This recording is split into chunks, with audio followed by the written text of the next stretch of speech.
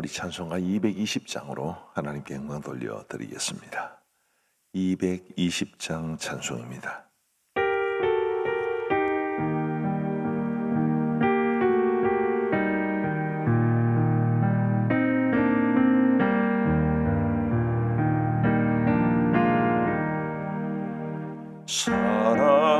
사랑하는 주님 앞에 형제자매 한자리에 크시는 해 생각하며 즐거운 찬송 부르네. 내 주 예수 본을 받아 모든 사람 내 몸같이 환난 근심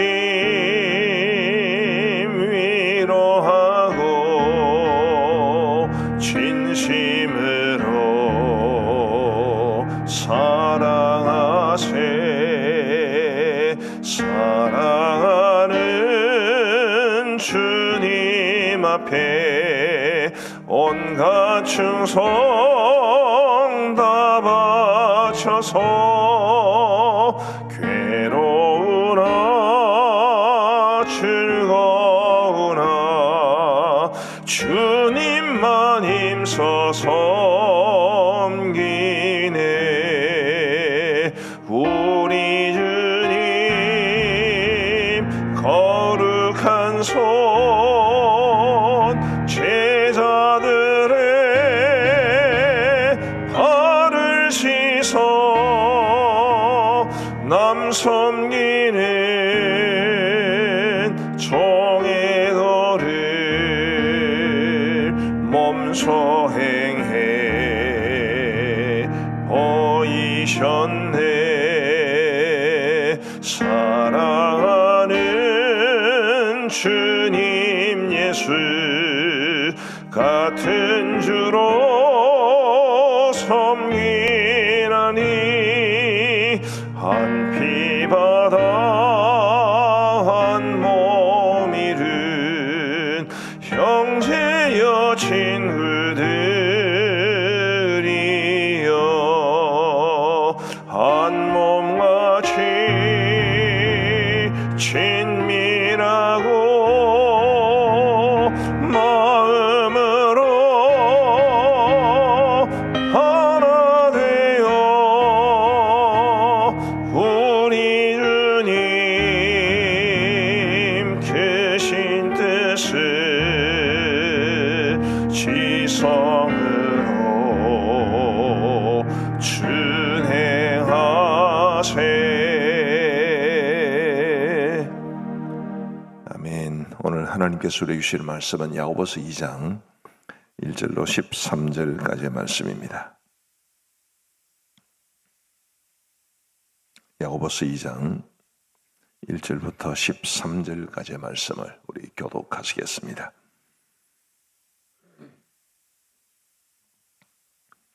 야고보서 2장 1절부터 13절, 제가 먼저 1절을 읽겠습니다. 내 형제들아, 영광의 주 곧 우리 주 예수 그리스도에 대한 믿음을 너희가 가졌으니 사람을 차별하여 대하지 말라.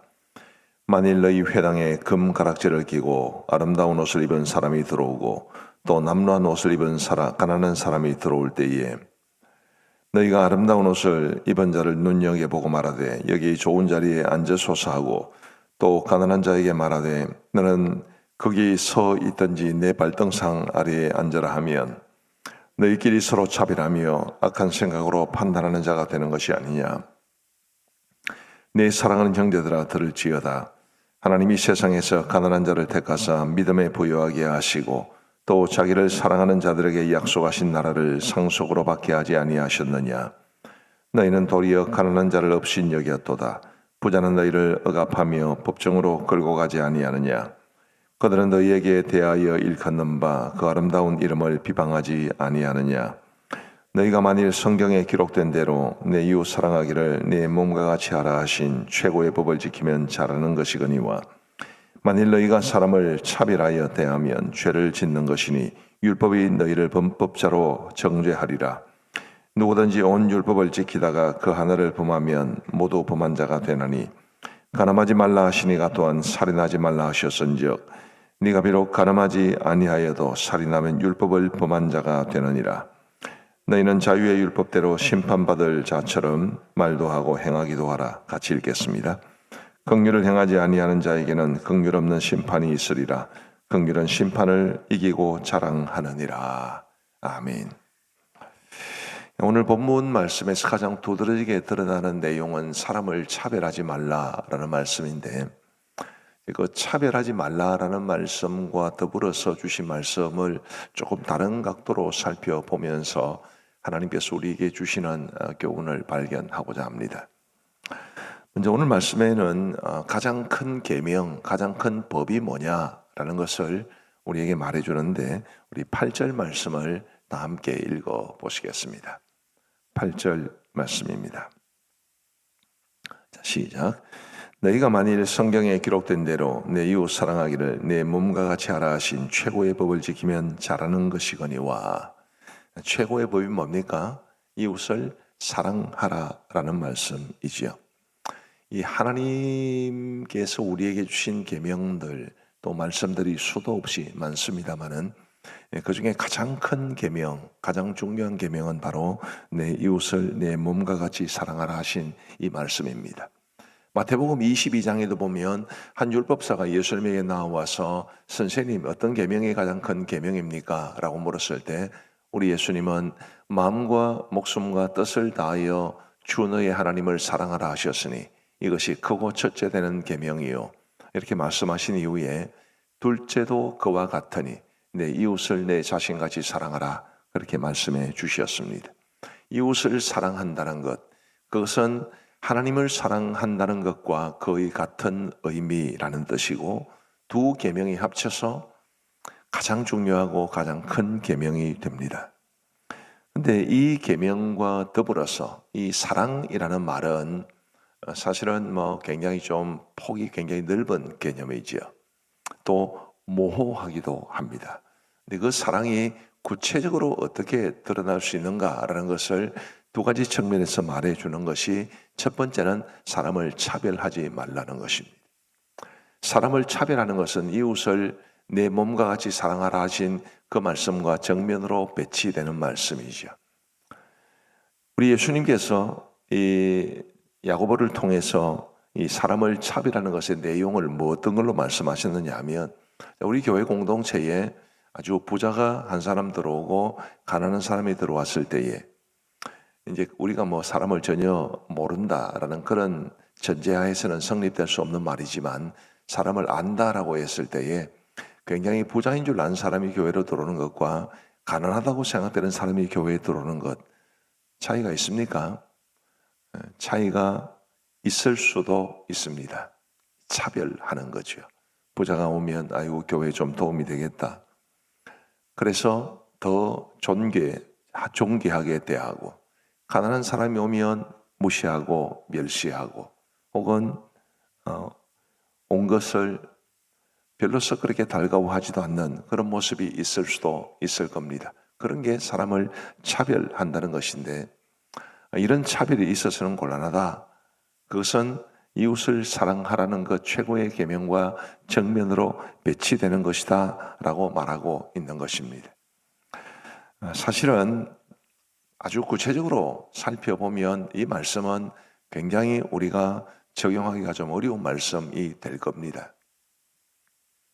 가정교회를 하거나 아니면 목장교회를 하거나 이런 소그룹이 잘 되는 곳에 여러 교회들의 이야기를 들어보면, 이제 우리가 목장을 꾸밀 때 경제적인 규모를 따라 꾸미지는 않습니다. 잘 사는 사람 잘 사람끼리 혹은 못 사는 사람들은 못 사는 사람끼리 그렇게 목장을 꾸리지는 않습니다.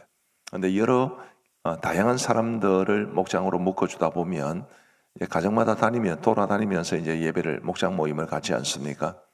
그럴 때 이 부자 집에 가면 굉장히 주눅되는 경우가 분명히 있고요. 가난한 사람들은 자신들의 집을 오픈하는 것조차 굉장히 어려워하는 사람들도 있습니다. 그런 모습들이 우리의 본성에 가까운 거죠. 사실은 다 그렇지 않습니까?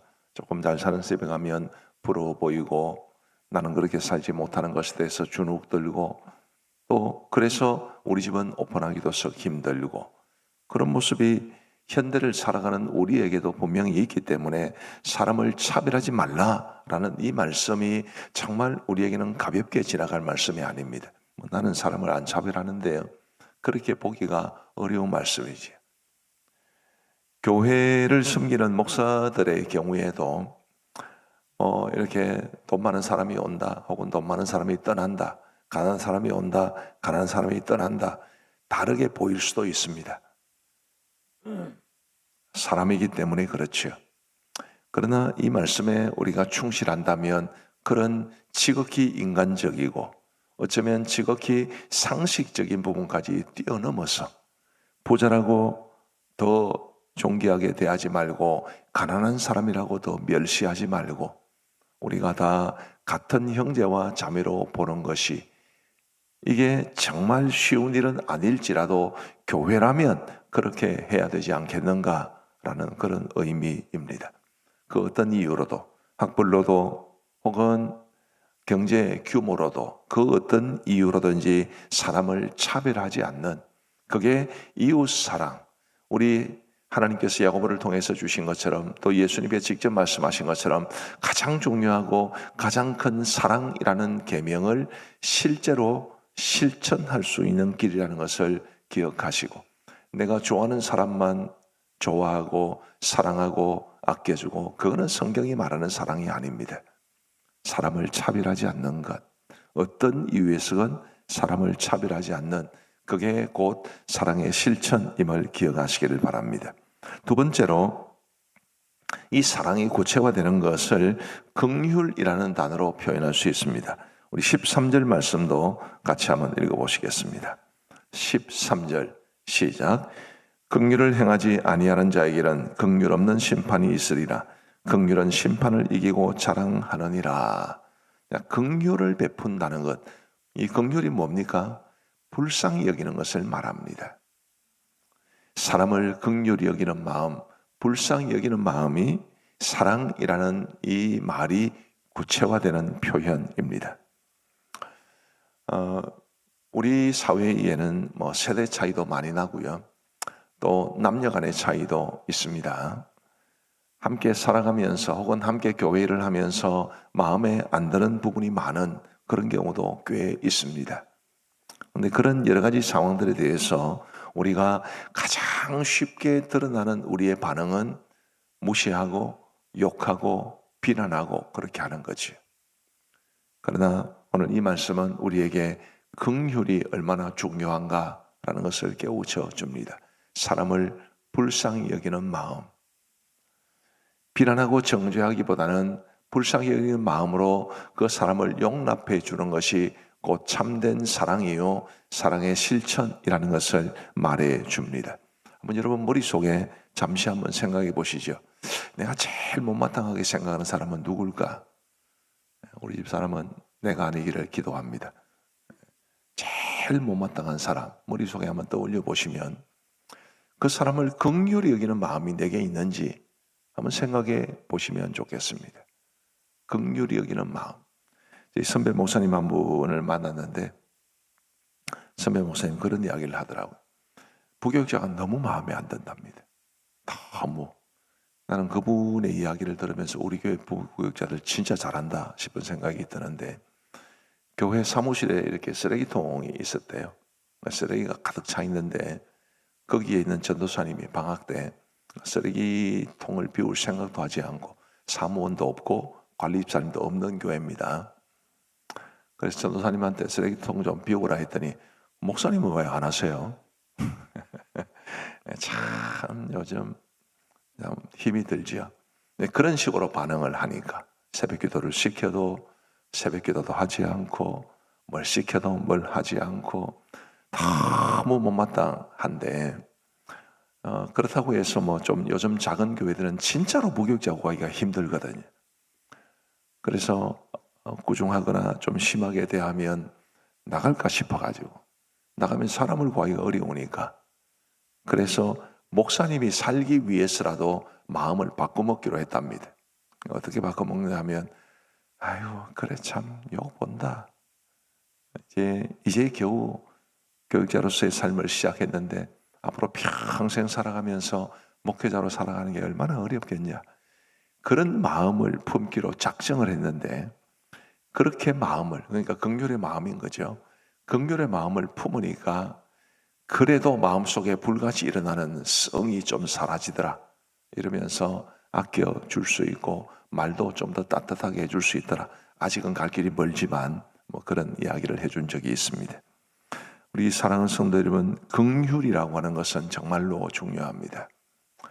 사람을 불쌍히 여기는 마음, 바로 그런 마음이 사랑이라는 말이 가지는 구체화된 표현입니다.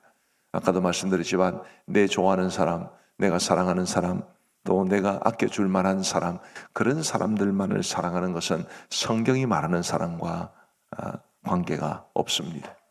우리 예수님은 심지어 산상보훈에서 너희를 미워하는 자를 선대하고 너희를 핍박하는 자를 위해서 기도해주고 너희 원수까지라도 사랑하라 그렇게 말씀하지 않으셨습니까?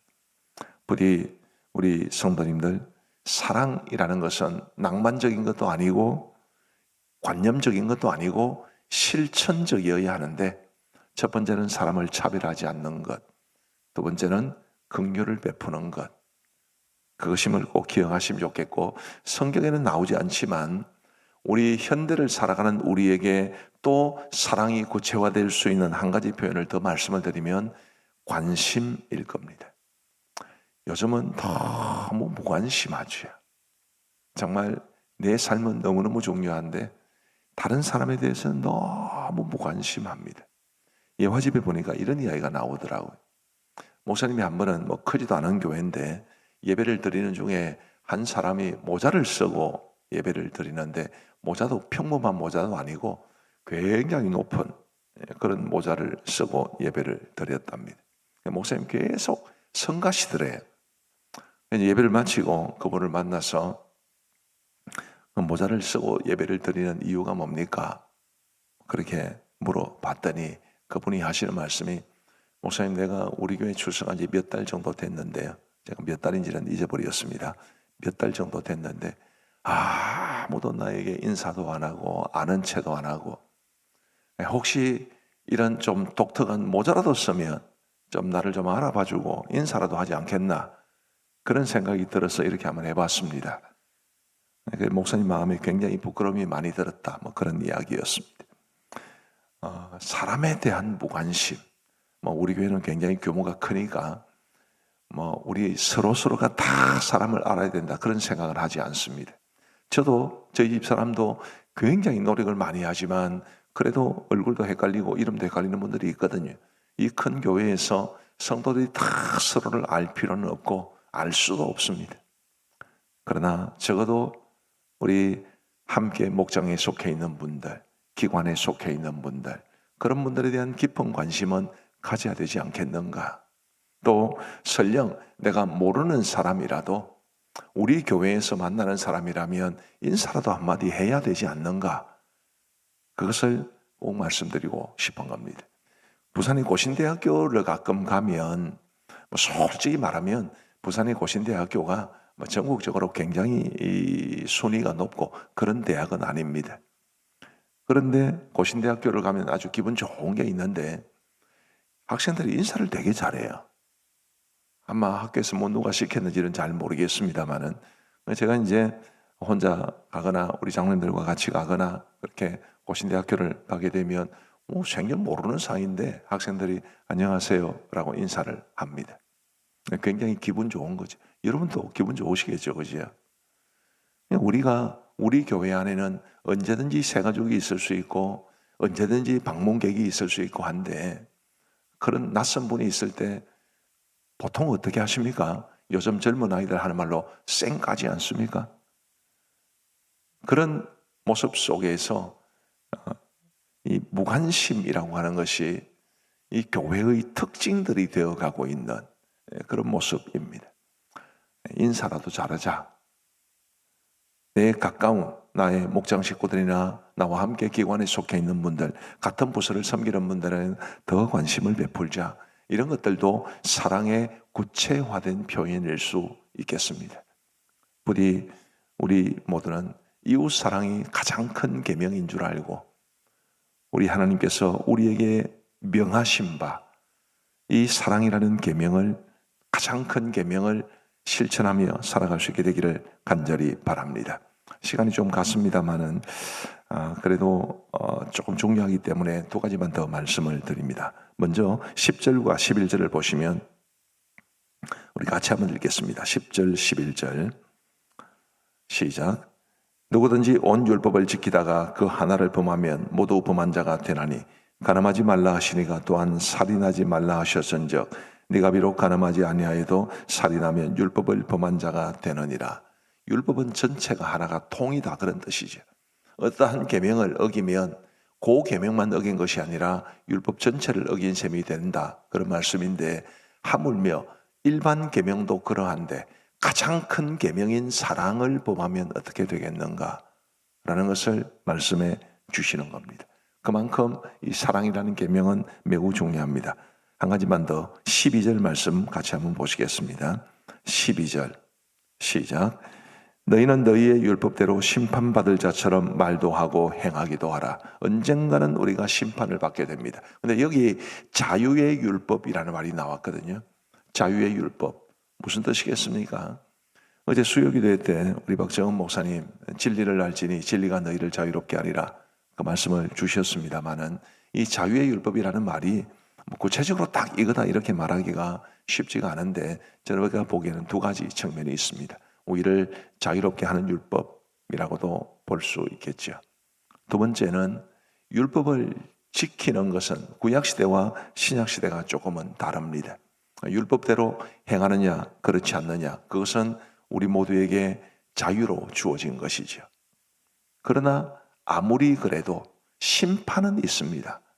내가 하나님의 말씀을 내 마음대로 순종하지 않고 순종하고 싶은 것만 순종하고 그러면 그렇게 살아간 것에 대한 심판을 받게 될 것이고, 비록 구약시대처럼 엄격하게 우리에게 율법을 강조하지는 않더라도 하나님께서 우리에게 주시는 말씀을 귀하게 받아들이고 그 말씀대로 살아가기 위해 몸부림치면 또 거기에 대한 합당한 상급을 받는 심판을 받게 될 것을 말씀해 주고 있습니다.